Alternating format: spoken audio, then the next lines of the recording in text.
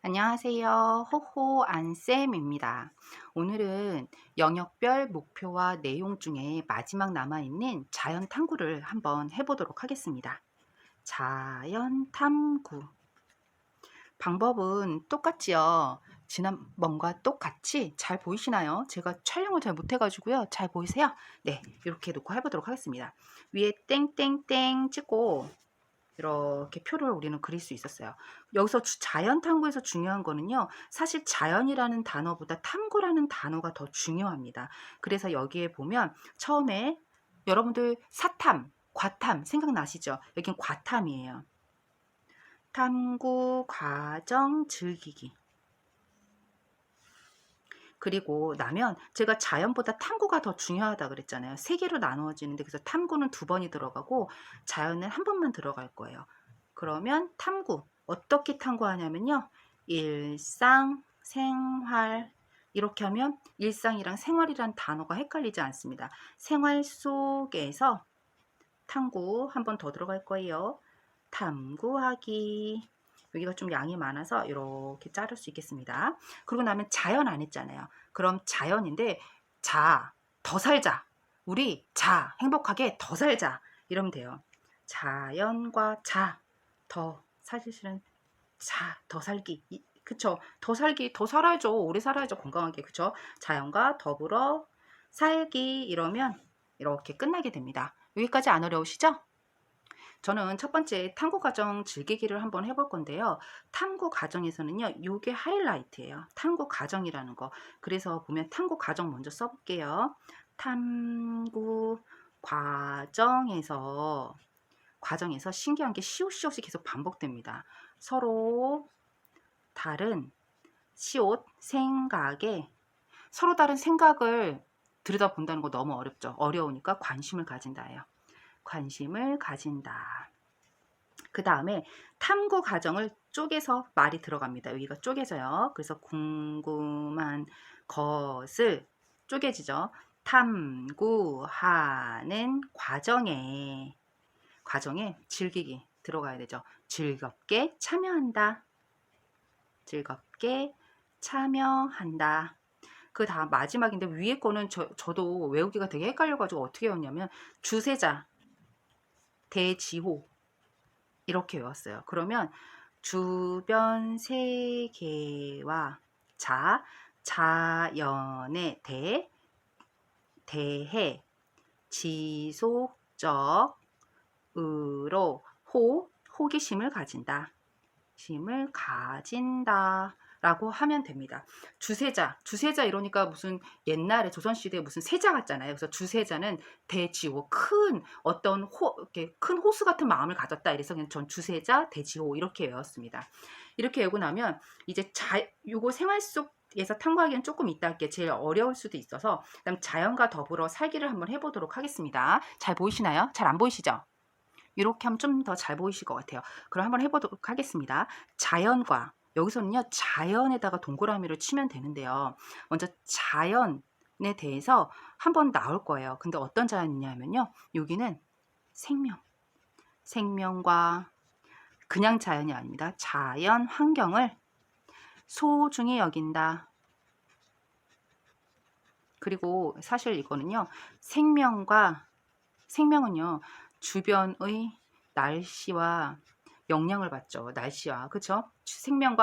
생명은 주변의 날씨에 영향을 받는다라고 해서 세 개를 먼저 따르면 사실 더 쉽습니다. 주변의 동식물에 여러분들 식물 이름 다 아나요? 길에 있는 무슨 뭐 찔레꽃 이런 거 잘 모르잖아요. 어렵잖아요. 어렵기 때문에 주변의 동식물에 관심을 가진다. 유아들도 굉장히 어려워합니다. 동물을 사실 접해 보질 못해요. 많이. 애완동물을 제외하고는. 그러다 보니까 어렵고 식물도 사실 아스팔트만 있는 곳에서 많이 살고 있기 때문에 유아들이 식물을 접할 기회가 없어서 그런 식물들이 어려워서 자연이라는 것 자체가 굉장히 큰 범위잖아요. 어려워서 관심을 가진다라고 끝나게 됩니다. 여기는요. 3333 하고 밥을 짓는다 라고 생각하면 돼요. 3333 밥을 짓는다. 그럼 날씨가 나오면 뭐가 나와야 되냐면요. 계절이 나와야 돼요. 계절의 333이에요. 변화를 무엇과 우리 생활과 밀접하게 관련되어 있죠.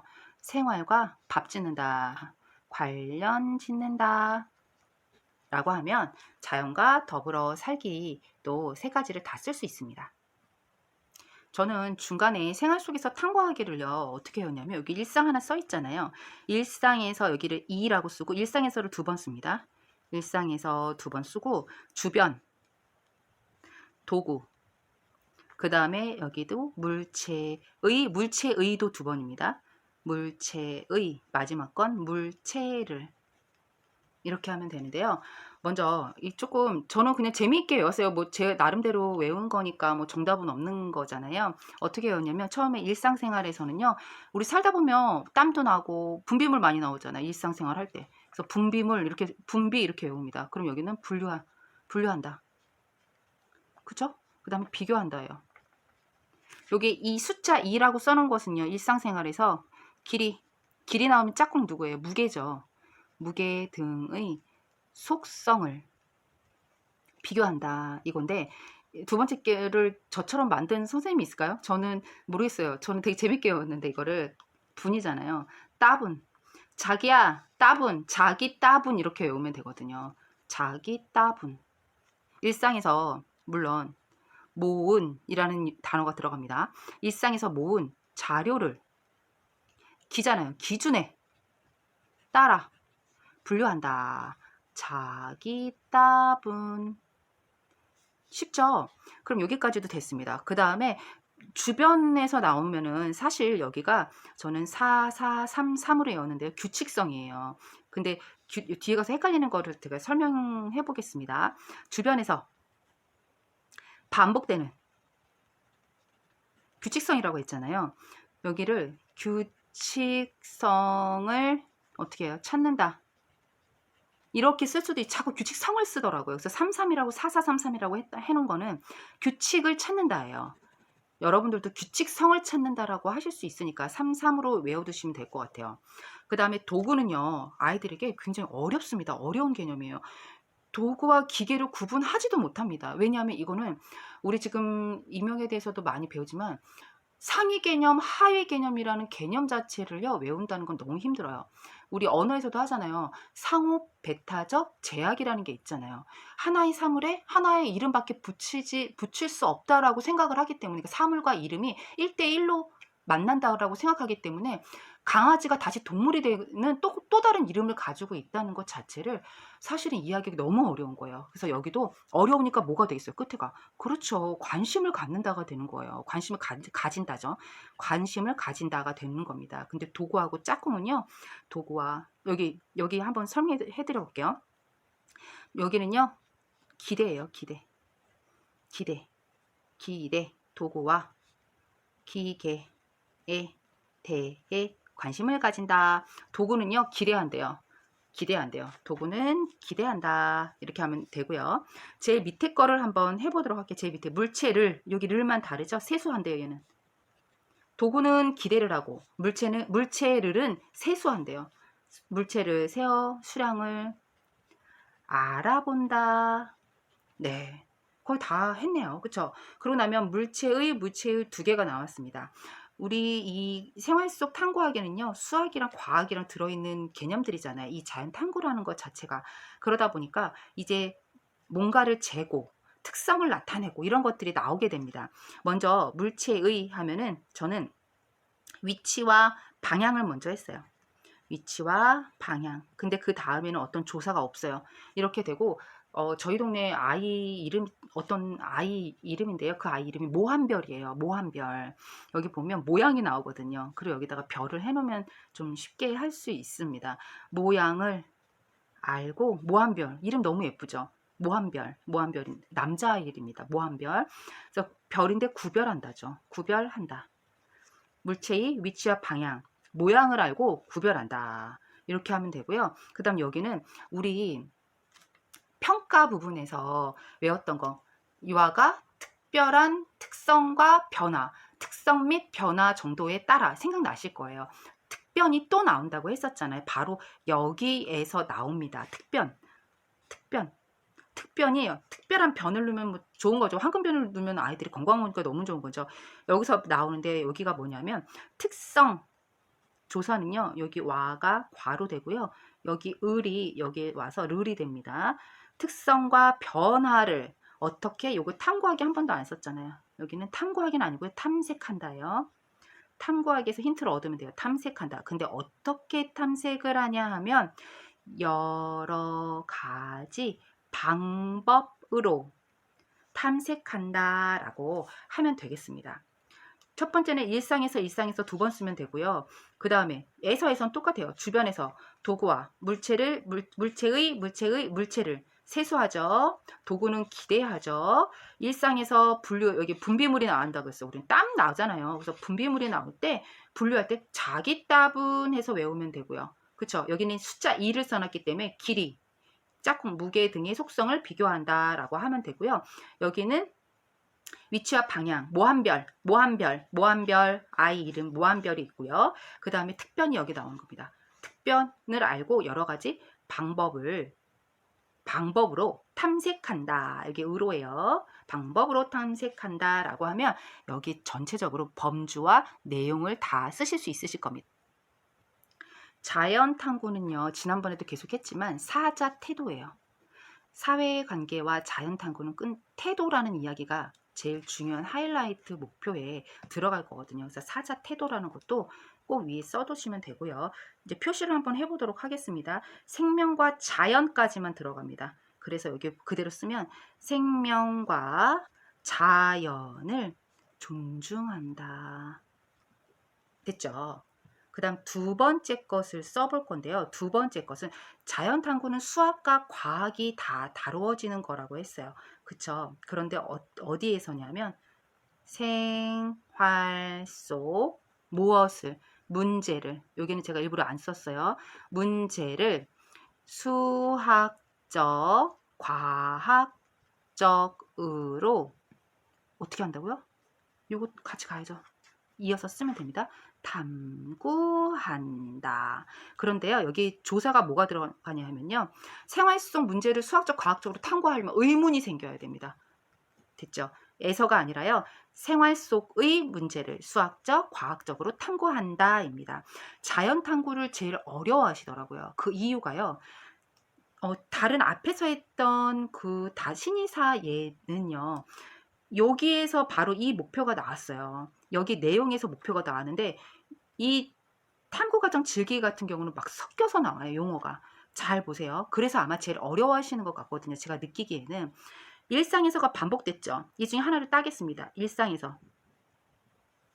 그 다음에 호기심을 가지고 따겠습니다. 호기심을 가지고 여기 이제 제일 마지막 목표를 쓰는 거니까 관련되어 있는 거 탐구하는 과정을 즐겁게까지만 따는 거예요. 여기 1번 땄고요. 순서를 여기 2번으로 땄고요. 탐구하는 과정에 즐겁게 여기까지 땄어요. 그럼 그대로 쓰면 됩니다. 제 일상에서 두 번째 거 호기심을 가지고 탐구하는 과정에 즐겁게 이렇게 쓰면 안 되잖아요. 끝에 다로 끝나야 되잖아요. 탐구하는 과정을 어떻게 한다? 즐긴다. 그대로 쓰시면 돼요. 탐구하는 과정을 즐긴다. 이렇게 쓰면 되겠습니다. 여기까지 그렇게 어렵지 않으시죠? 그러면 제일 하이라이트가 되는 자연탐구의 진짜 한 가지의 목표는 어떻게 되냐면요. 여기가 중요해요. 탐구하는 과정을 즐긴다를 다시 활용해서 쓰겠습니다. 이렇게 탐구하는 과정을 조사가요. 거의 처음에 시작하는 다 거의 기억이에요. 즐기고 그 다음에 이 세 가지 중에서요. 탐구하기, 생활 속에서 탐구 과정 즐기기, 생활 속에서 탐구하기, 자연과 더불어 살기. 이 세 가지 중에서 어떤 게 제일 어려울까요?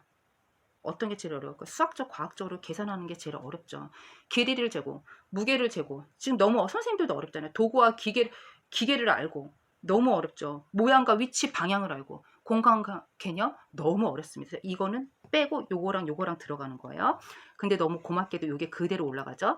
탐구 여기서 해도 돼요. 근데 이게 더 똑같으니까 탐구하는 과정을 즐기고 이게 올라가겠습니다. 이렇게 올라가겠습니다. 자연과 더불어 뭐하는 태도 들어간다고 했죠. 자연과 더불어 무슨 태도요? 그렇죠. 살아가는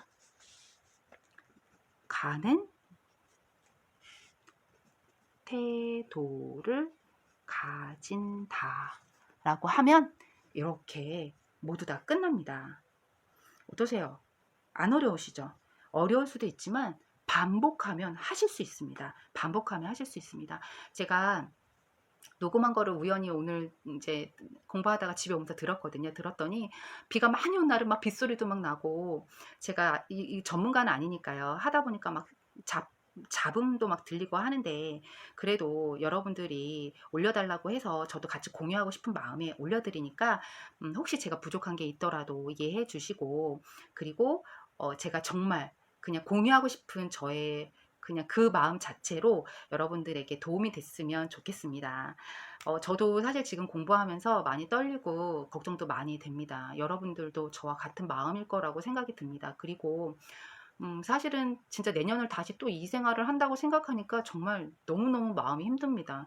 그래서 올해 꼭 어떻게든 하고 싶은데, 이게 다 같은 마음이시고, 그리고 모든 선생님들도 다 최선을 다해서 열심히 하고 계실 거라 믿기 때문에, 음, 결과가 혹시 안 좋더라도 다시 용기를 내겠지만, 어쨌든 지금까지 우리는 희망이 아직 남아 있는 거잖아요. 그러니까 선생님들, 알려주는 이 정답만큼은 절대 틀리고 와선 안 될 것 같습니다.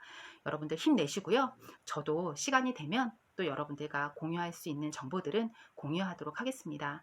저도 최선을 다할 것이고, 또 저와 함께 수험생의 길을 가고 계신 많은 선생님들 힘내시길 제가 오늘도 응원하겠습니다. 선생님들 힘내세요. 감사합니다.